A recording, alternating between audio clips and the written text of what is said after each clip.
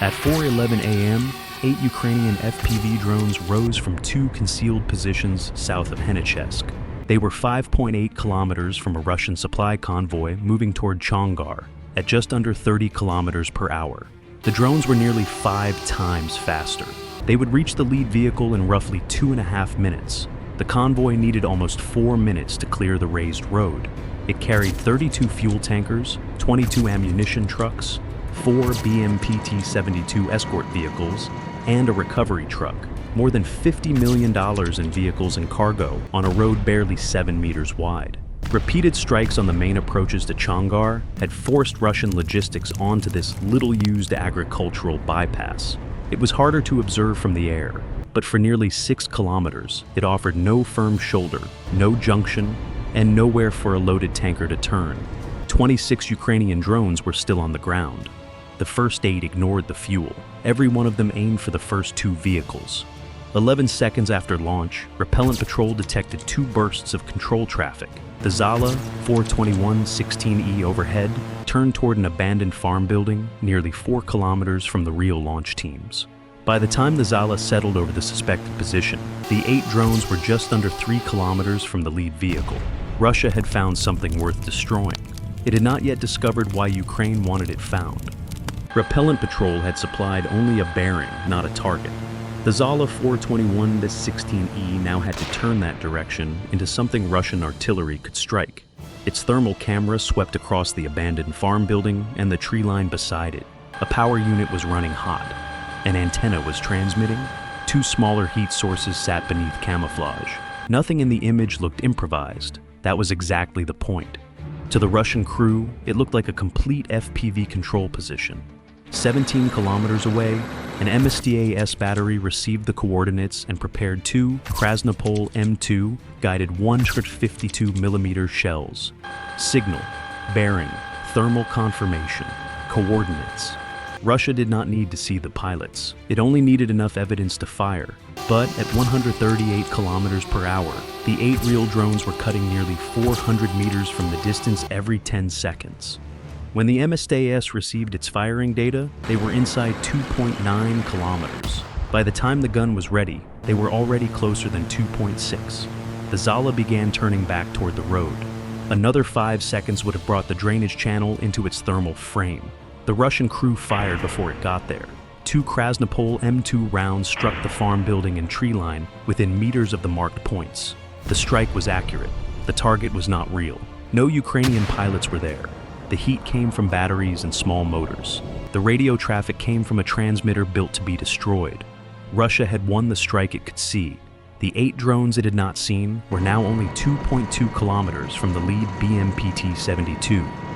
The lead BMPT-72 caught the first low-flying shapes at roughly 1.4 kilometers. Its twin 30mm cannons swung toward the drainage channel and opened fire. The first drone broke apart almost at once. Repellent Patrol shifted its jamming beam toward the front of the convoy. The second drone lost its control link. The third buried itself in the mud before reaching the road. 5 remained. Ukraine needed 3. The BMPT did not have to be destroyed. It only had to be blinded, stopped, and left at the wrong angle. 1 drone pulled toward the right shoulder, dragging the turret with it. A second climbed sharply, forcing the guns to lift away from the 3 drones still hugging the ground. The final 3 dropped below 12 meters. The first struck the forward optical cluster. For the driver, the road disappeared behind damaged cameras and smoke. He had less than 2 seconds to choose. Hold his line and take the next drone head-on, or turn left and expose the rear of the vehicle. He turned. The second drone hit the engine compartment before the BMPT could straighten. The engine died with the hull still angled across nearly half the 7-meter road. The last drone struck the first truck directly behind it. There was no massive explosion. None was required. The truck stopped. The recovery vehicle behind it could not pass. 3 more heavy vehicles compressed into less than 40 meters before their drivers could react. The 8 drones cost less than the optical package they had blinded. The disabled BMPT was now holding back more than 50 million in vehicles and cargo. The front of the convoy was sealed, but the rear was still open. If the Russian commander reacted quickly enough, 54 loaded trucks could still begin backing off the raised road before Ukraine closed the other end. The Russian commander reacted before the column had fully stopped. Two BMP-T-72s from the middle pushed forward and covered the recovery crew. Using its winch, the recovery vehicle dragged the disabled truck partly toward the shoulder, opening barely enough room to squeeze past it toward the lead BMP-T.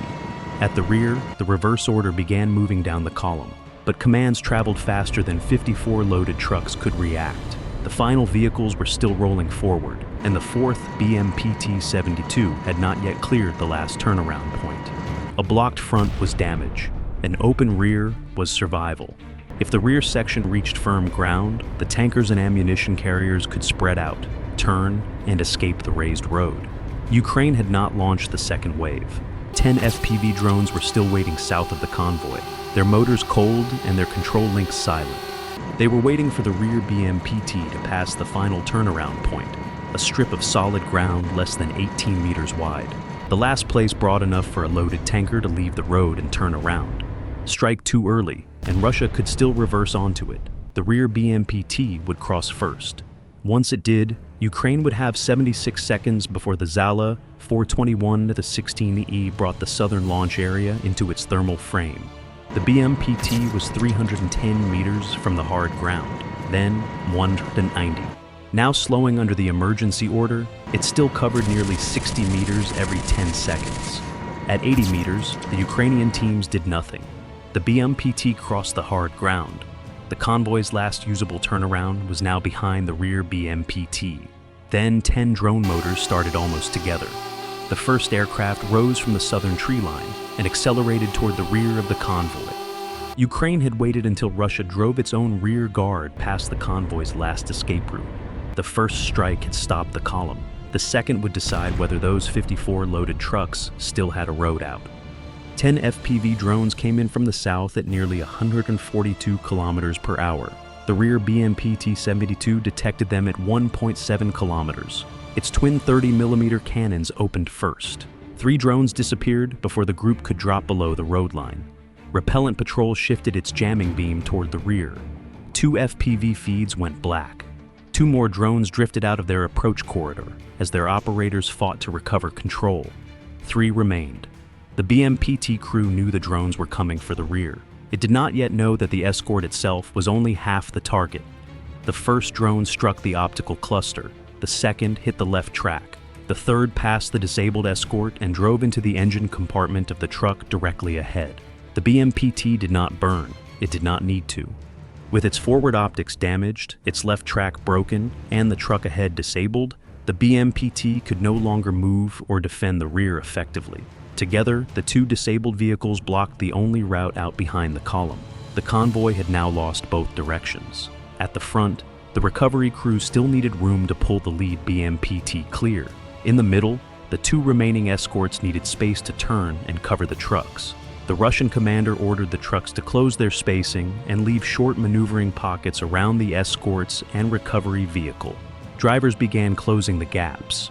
When the convoy entered the raised road, it stretched roughly 620 meters. Less than 4 minutes later, it had compressed to about 385. The vehicles were the same. The space protecting them was gone. Gaps of 15 to 20 meters fell to 4 or 6. Fuel tankers now sat almost bumper to bumper with ammunition carriers. One tanker driver tried to reverse. His rear wheels stopped less than 5 meters from the ammunition truck behind him. He had nowhere else to go. Ukraine was not burning the convoy yet. It was removing the space that could stop one fire from reaching the next truck. Repellent patrol was still working. That was the problem. Its jamming beam shifted toward the front to protect the recovery crew, then back toward the sealed rear. Each change strengthened one section and exposed another. The ZALA, the 421-16E, faced the same limit. Its thermal camera could search the southern tree line, watch the disabled lead vehicle, or check the rear of the column. It could not hold all 3 at once. Every Russian system was still doing its job. The road no longer gave them enough space, time, or attention to do those jobs together. The 2 remaining BMP-T-72s needed room to reposition. The recovery truck needed space around the lead vehicle. Repellent patrol needed a clear sector for its jamming beam. The compressed convoy could give none of them enough. Then the ZALA found something. One Ukrainian launch team had kept its equipment powered too long. Its battery pack and cooling fan left a weak but steady heat mark beneath the southern trees. The first armor pass caught it, the second began confirming it. 17 kilometers away, that Msta-S battery received the new bearing and prepared another Krasnopol M2 guided shell. ZALA needed 12 more seconds to confirm the heat source. The gun crew would need another 20 to update the firing data. After that, the shell would already be on its way. The Ukrainian teams had 58 seconds before the second strike could reach the trees. The final wave was not supposed to launch yet. Repellent patrol had not been fixed precisely enough. The lead operator had one choice: launch early through active jamming or keep waiting and let the guided shell reach the control team first. 16 FPV drones lifted in less than 12 seconds. 6 climbed above the road. 10 stayed low along the drainage channel. The first Russian fire chain had destroyed a decoy. The second was now closing on the real operators.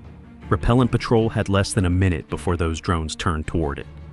The Ukrainian pilots could not see the jamming itself. Their FPV screens showed only the effects: broken images, delayed controls, and sudden losses of signal.